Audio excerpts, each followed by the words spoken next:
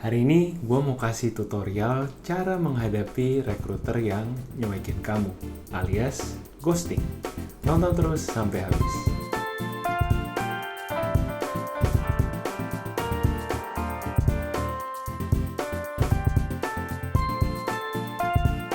Hai guys, nama gue Samuel. Gue seorang HR Manager dengan pengalaman kerja kurang lebih 8 tahun. Gue bikin channel ini untuk sharing tips and tricks dan pemikiran-pemikiran gue tentang HRD, perjalanan karir, dan personal finance dengan bahasa yang sederhana. Kalau lu baru di sini, welcome dan consider subscribing karena gue akan upload video baru tiap minggunya. Jadi boleh subscribe dan nyalain notification supaya lu nggak ketinggalan video-video gue yang lainnya. Salah satu hal yang paling nggak enak pada saat proses rekrutmen adalah di-ghostingin rekruter. Waktu screening CV, oke. Lalu kita dipanggil ke kantor untuk interview, oke juga. Mungkin ada beberapa interview selanjutnya, tapi tiba-tiba HRD-nya hilang tanpa kabar. Nggak ngabarin apa-apa, padahal sebelumnya komunikasi lumayan intens. Inilah yang kita sebut dengan fenomena di-ghosting rekruter. Nah, pertama-tama, yuk kita pahami kenapa rekruter melakukan ghosting. Mungkin banyak dari kita yang nggak sadar, tapi sebenarnya kerjaan seorang rekruter, seorang HRD, itu banyak loh teman-teman. Seorang rekruter jarang sekali hanya mengerjakan satu lowongan pada satu waktu. Biasanya seorang rekruter bisa mengerjakan 4-5 lowongan bersamaan. Jadi, pagi interview kamu, siang interview kandidat lain, sore mungkin ketemu user untuk mengevaluasi lowongan yang ketiga, dan seterusnya. Jadi bisa dimaklumi kalau sampai-sampai mungkin ketika CV kamu sudah tidak dikonsider untuk satu posisi, rekruter kemudian lupa mengabari. Memang ini bukan sesuatu yang enak buat kamu, tapi dari sisi kacamata HRD-nya bisa dimengerti juga kalau ini sebenarnya bukan sesuatu yang disengaja. Jadi tidak ada tuh rekruter tiba-tiba ngeghosting kamu karena ngambek atau karena tiba-tiba nggak suka sama kamu karena sesuatu yang kamu salah ngomong di dalam interview. Jarang sekali rekruter sekanak-kanak itu. Alasan sederhananya ketika kamu di ghosting adalah ya semata-mata HRD-nya belum tertarik sama kualifikasi kamu. Setelah interview satu kali, HRD-nya kemudian memutuskan untuk nggak lanjut dulu sama kamu. Atau setelah kamu interview kedua dipertemukan dengan usernya merasa kurang cocok sama kualifikasi kamu. Jawaban sederhananya adalah karena aplikasi kamu belum bisa lolos kali ini.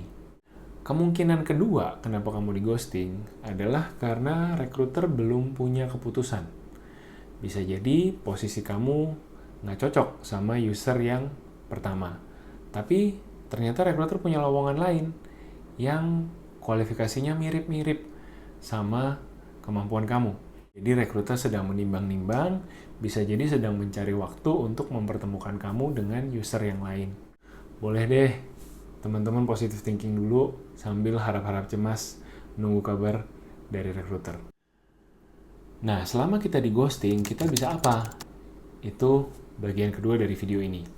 Tutorial cara memfollow up selama di ghosting. Nah, gimana caranya mempersiapkan diri supaya nggak di ghosting rekruter? Justru persiapan teman-teman dimulai dari saat interview selesai. Yang harus teman-teman lakukan setiap kali melakukan interview adalah tukeran kartu nama. Dengan teman-teman tukeran kartu nama, teman-teman sudah mendapatkan kontak si rekruter secara resmi. Teman-teman minta langsung dari orangnya, juga memintanya dengan cara yang profesional. Jadi, bisa jadi ide yang bagus kalau teman-teman belum punya kartu nama untuk bikin kartu nama untuk tujuan ini. Tukaran kartu nama mungkin terdengar old school, cuman ini sesuatu yang masih dilakukan sampai hari ini oleh banyak orang, terutama di perusahaan-perusahaan timur seperti perusahaan Korea, Jepang, masih banyak yang sampai hari ini tukeran kartu nama. Jadi nggak ada salahnya kita siap-siap. Dan keuntungan sebenarnya setelah teman-teman tukeran kartu nama adalah teman-teman mendapatkan akses untuk menghubungi langsung si rekruter setelah interview selesai. Setelah tukeran kartu nama dan interview selesai, teman-teman langsung mau mengucapkan terima kasih. Jadi langsung tulis email atau kirim pesan singkat ke rekruter mengucapkan terima kasih untuk waktu yang diberikan dan berikan kesan positif bahwa teman-teman menunggu-nunggu kabar selanjutnya dari rekruter. Template message-nya gue taruh di description box di bawah.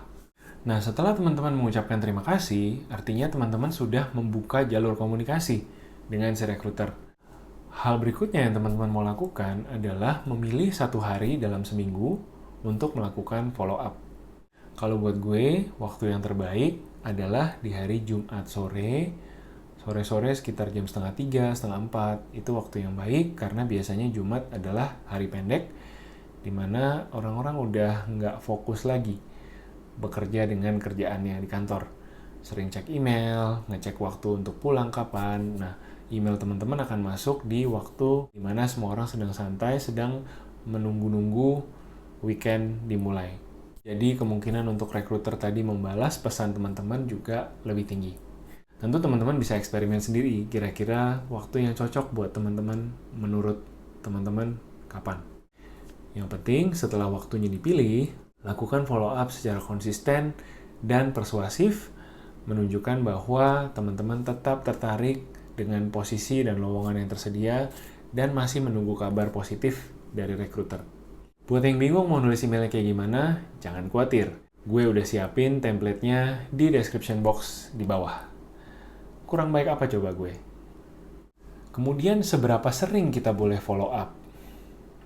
Buat gue, again ini bisa beda-beda, tapi menurut gue 1 bulan adalah waktu yang sudah cukup pantas buat kita berikan ke rekruter waktu untuk berpikir apakah kita ini mau dilanjutkan atau tidak. Kalau dalam 1 bulan tidak ada kabar, tidak ada berita apapun, ya waktunya untuk thank you next, untuk lupakan perusahaan yang ini dan cari perusahaan berikutnya. Di ghosting emang nyebelin, tapi seperti tadi gue jelasin di part 1 video ini, ada banyak alasan ghosting bisa terjadi.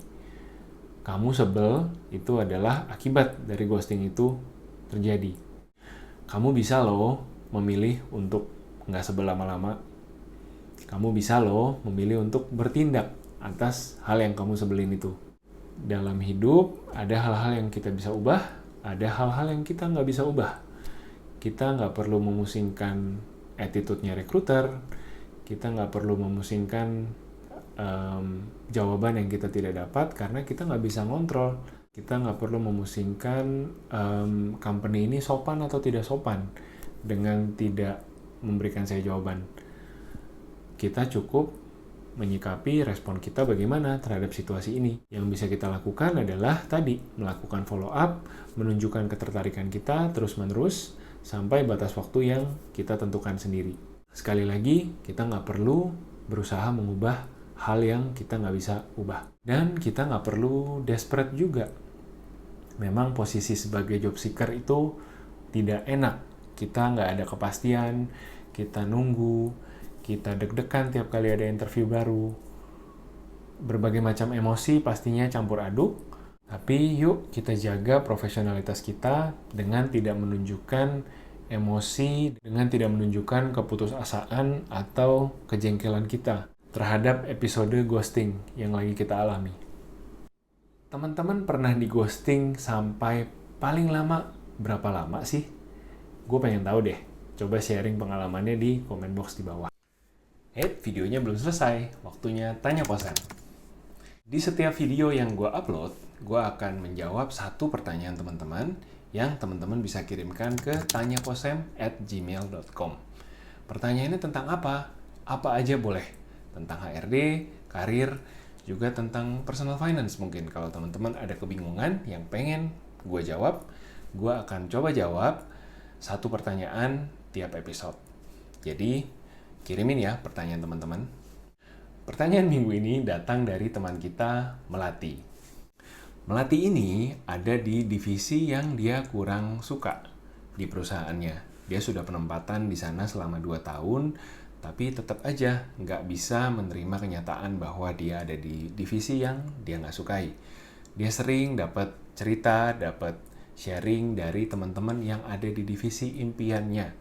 Dan ini bikin dia sakit hati, bikin dia nggak kepengen lihat media sosial teman-temannya, tapi tetap aja dalam hati ngerasa dia sudah gagal mendapatkan divisi yang diinginkan.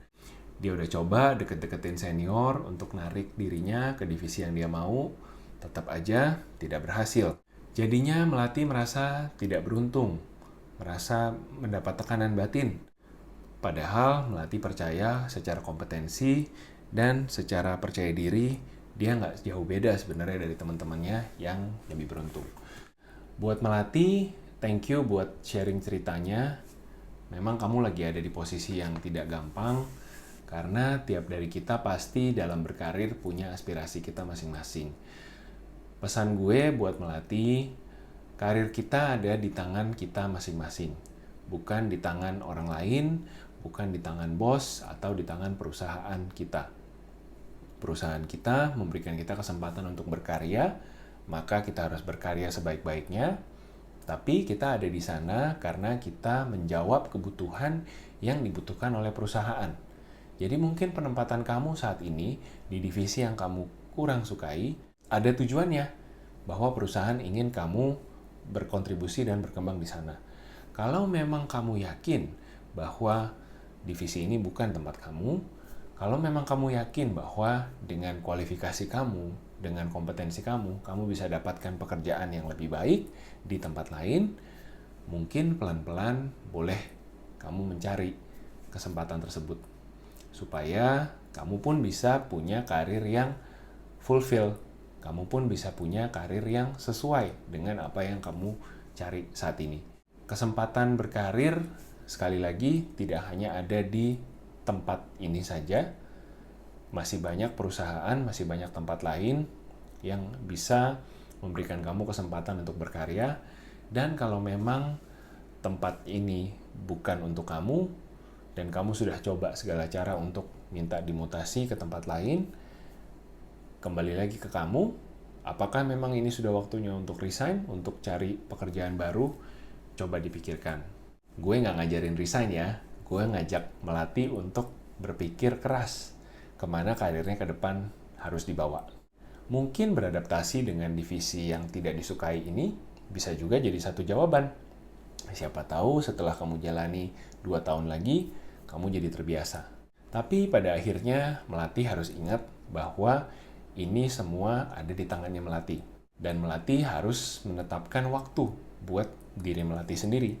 Apakah tahun ini, apakah tahun depan akan jadi penentu buat Melati untuk mengambil keputusan. Bisa jadi ini adalah pertanda untuk Melati bertualang lagi mencari kesempatan baru di tempat lain atau beradaptasi.